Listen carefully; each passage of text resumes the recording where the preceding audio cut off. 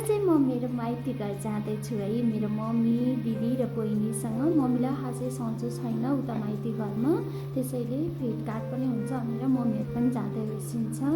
Finally म मेरो माइती घर चापागाउँ पुगिसकेको छु है। मम्मीहरूलाई चाहिँ लाँदैछु मेरो माइतीभित्र र बाटोमा मेरो स्नो मलाई देखेर मक्ख पर्यो। सानो बाबु पनि साइकल कुदाइरहेको रहेछ, सन्चो नभएर स्कुल गएको छैन। सबैजना मम्मी बहाँ पुगिसक्यौँ।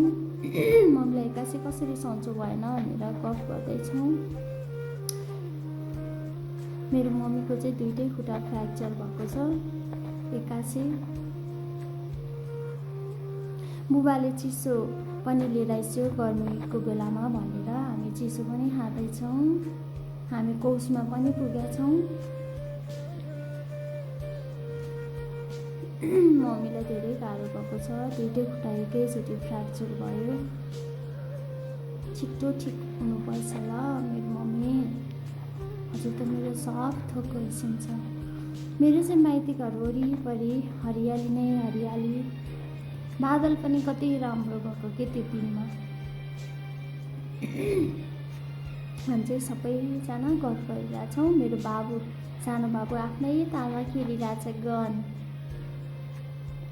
आल्चा खरबुजाहरू गर्मीको बेलामा एकदम राम्रो हुन्छ भनेर हामी चाहिँ खाँदैछौँ। मेरो मम्मी बुबा, मम्मीलाई पनि दिएको छु, म पनि खाँदै एकछिन र फाइनली मेरो भाउजूले एकदमै मिठो पुलाउ, तरकारी, अचारहरू बनाइसकेछ। चिसो दहीदेखि लिएर मोही, लालमन सबै खाएको छौँ। एकदमै मिठो। थ्याङ्क यू भाउजू।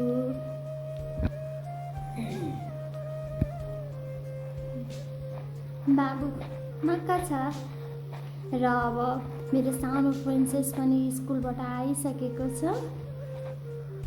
र अब हाम्रो घर जाने पनि बेला भइसकेको छ। त्यसैले अब हामी चाहिँ बिदाबादी हुँदैछौँ है मेरो मम्मी बुबाहरूसँग। मम्मीले सानो प्रिन्सेसलाई माया गर्दै हिँड्छ, मैले पनि मेरो प्रिन्सेसलाई बाई भनेर हिँड्दैछु।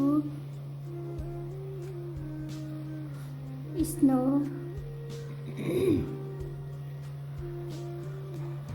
मेरो मम्मीलाई पनि पछि आउँछु भनेर हिँडेँ। मेरो बुबा, मेरो प्यारो बुबा आइसिन्छ।